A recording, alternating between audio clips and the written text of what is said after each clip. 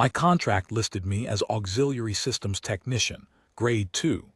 On the Duras, that translated to the human they hired to keep the secondary loop running, because the Velhari engineering caste considered secondary loop maintenance approximately as prestigious as scrubbing the waste manifolds. They weren't wrong about the prestige. They were wrong about what it meant. I'd been aboard 11 months. In 11 months, not one of the 48 Velhari engineers had learned my name.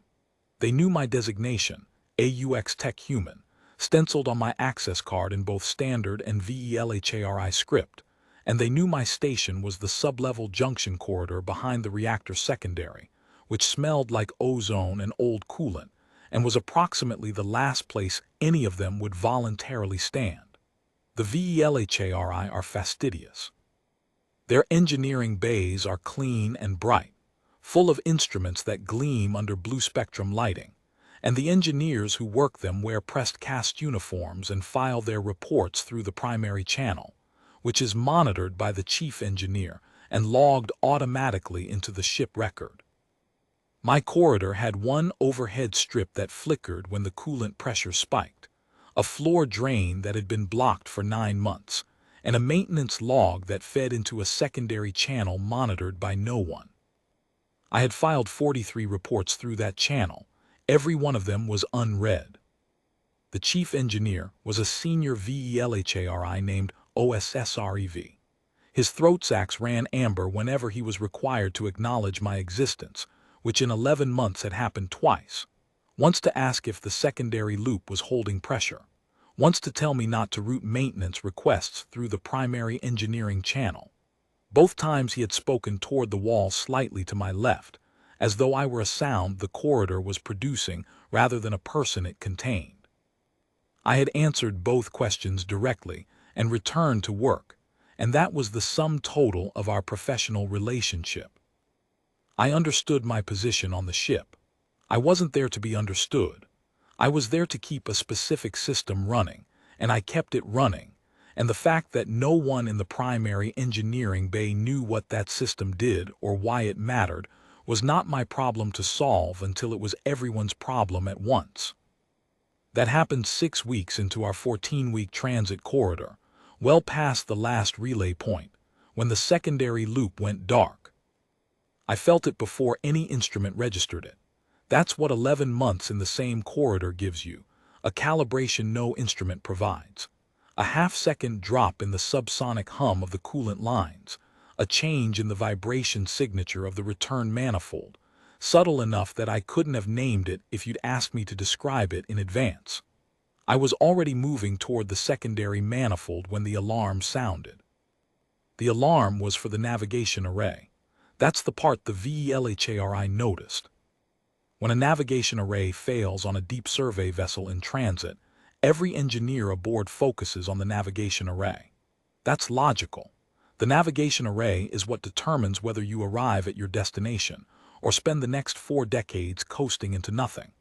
What OSSREV engineers did not focus on, what they had never needed to understand, was why the array had failed. The navigation array on the Duras drew its stabilization power from the secondary loop. Not the primary, the secondary. The redundancy was deliberate. A primary loop failure wouldn't take navigation with it. What the design assumed was that someone would maintain the secondary loop. What the Velhari caste had assumed was that secondary loops maintain themselves, because secondary loops on Velhari vessels don't require attention.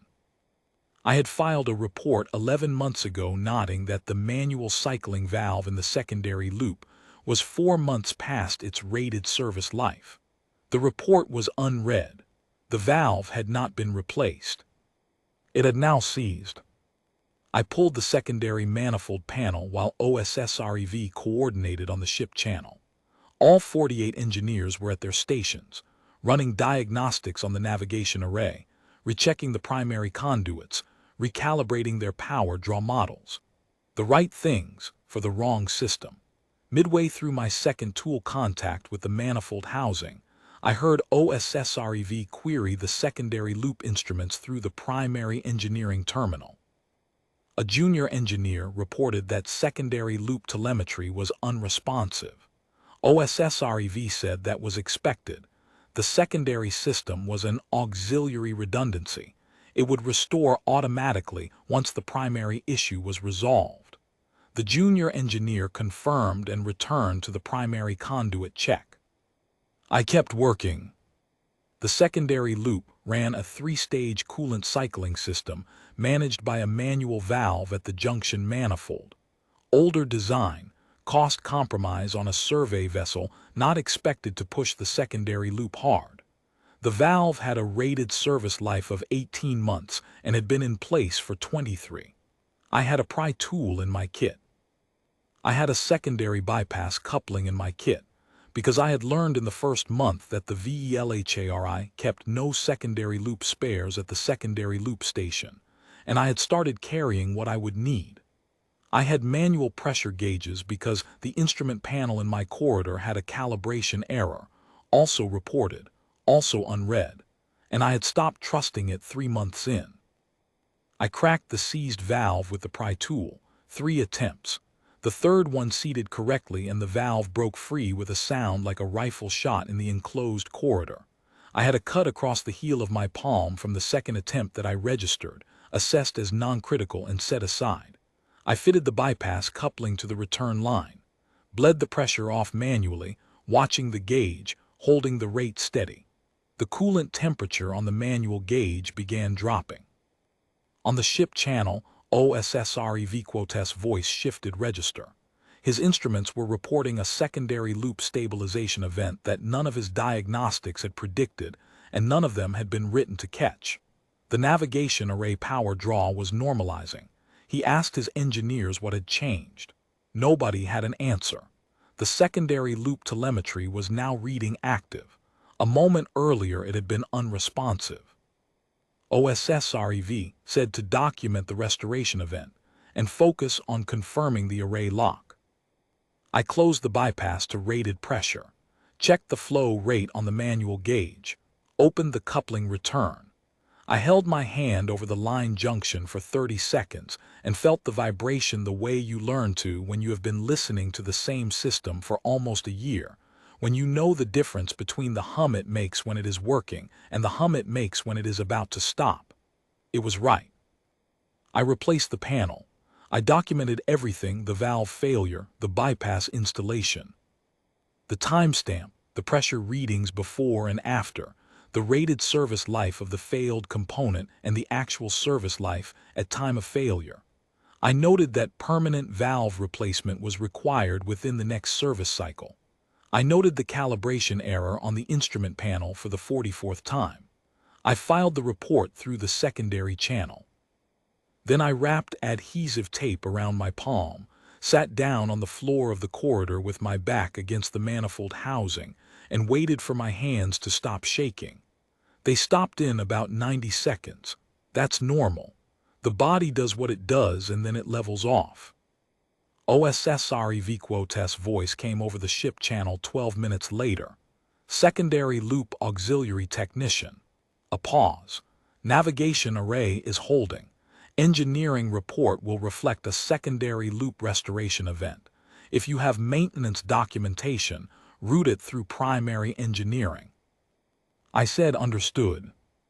I routed it through primary engineering. First report I had ever filed through that channel. I don't know if OSSREV read it. I don't know if any of the 48 engineers who spent 40 minutes diagnosing the wrong system ever understood the shape of what had nearly killed them. An overdue valve, an unread report, a corridor that nobody monitored except the human they had filed as auxiliary. What I know is that the secondary loop held for the remaining 8 weeks of transit, because I replaced the valve at the next stop, the way I had requested 11 months before. The navigation array never dropped again. My contract listed me as Auxiliary Systems Technician, Grade 2. The Duras listed 48 engineers. The ship had enough expertise to redesign a navigation array from components, to model gravitational drift across a 14-week corridor, to recalibrate instruments that measured things I couldn't pronounce. It had exactly one person who knew the secondary loop well enough to fix it in the dark. One person who had spent 11 months filing reports into a channel no one read, learning a system no one valued, carrying spare parts no one had thought to stock. The kind of preparation that looks like nothing until the moment it is the only thing that matters. 43 reports, one valve, 8 weeks of clear transit ahead. The math is what it is.